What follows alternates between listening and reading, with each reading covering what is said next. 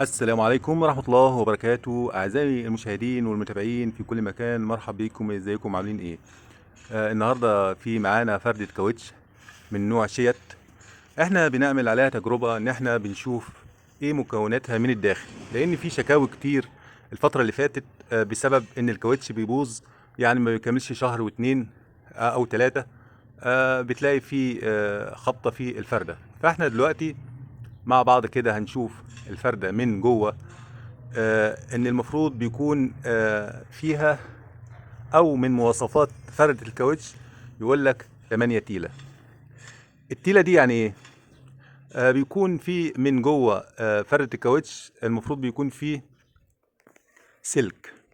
السلك ده عامل زي الحماية او الوقاية من دخول اي مسمار جوه الكاوتش، فبالتالي الشمبر الداخلي بيتخرم، فبتنام الفردة في اي مكان. طبعا في البدايه كده مع بعض، يعني اللي ما اشتركش في القناه ينزل يشترك في القناه ويفعل زر التنبيهات علشان يوصله كل جديد. دايما احنا معانا الجديد في قناه القاهره الوان هاني المحلاوي.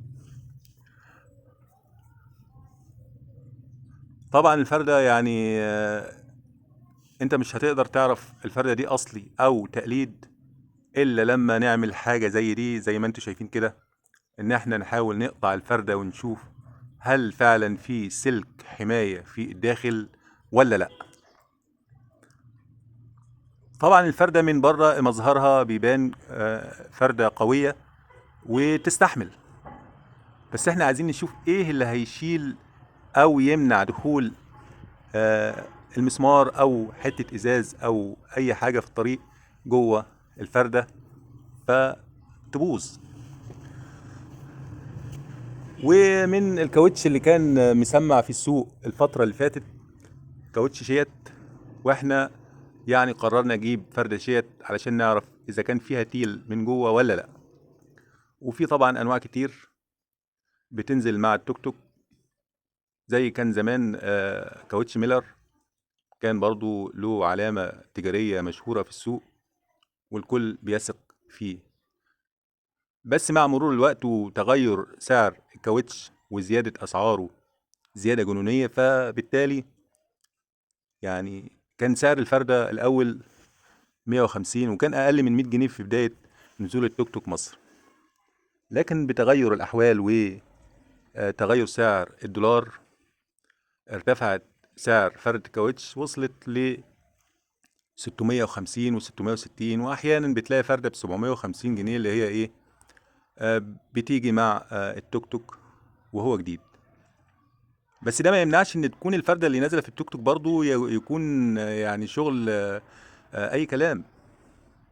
يعني في ناس اشترت تكاتك زيرو فرد الكاوتش ما كملتش 6 شهور ويعني باظت.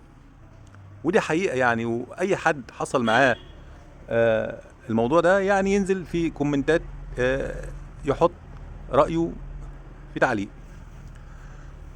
بنرحب بالجميع واحنا مع بعض كده. معلش السكينة برضو مش هتقطع زي مثلا صاروخ كهرباء، بس احنا مع بعض خلاص. احنا وصلنا كده، يعتبر قربنا ان احنا نوصل للاخر، وفعلا احنا خلاص يعني فاضل تكة صغيرة. الكاوتش ما عادش فيه حاجة، خلاص احنا بنشوف الكاوتش وصل للاخر.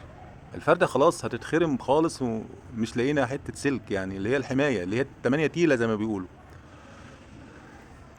شايفين شايفين الغش، والله غش. الرسول صلى الله عليه وسلم قال في حديث: من غشنا فليس منا. يعني انت لو وزنت فردة الكاوتش دي هتلاقيها مش هتكمل 4 كيلو، مش هتكمل. يعني يبيع لك 4 كيلو كاوتش اللي هو بيلمه في الخردة ما بيكملش 10 جنيه، يبقى لك ب 660 علشان خاطر ان هو دخلها على اسطمبة ووزعها وكده. يعني طب ما ده حرام. طب هي الناس بتلاقي الفلوس؟ لا طبعا. الناس بتشقى وبتشتغل عشان توفر حق فردة كاوتش عشان يعرف يمشي. الفردة خلاص اتقسمت نصين ما فيهاش حتة سلكة، اللي هي التمانية تيلة زي ما بيقولوا. ده كلام بالله؟ والله ما ينفع، والله حرام. حرام على المستوردين. يعني انت كمستورد انت بتستورد فردة، يا اما تستورد فردة كاوتش ترضي ربنا، او ما يكونش فيها تلاعب، يا اما بلاش. يعني انت عايز تكسب وخلاص يعني. طب ما اللي دفع الفلوس ادي شركة شيات يا عم، ادي شركة شيات اللي بيضرب بيها المثل. انا مش عارف اقول ايه بعد كده. ده يعني دي كانت تجربة ايه فعلية.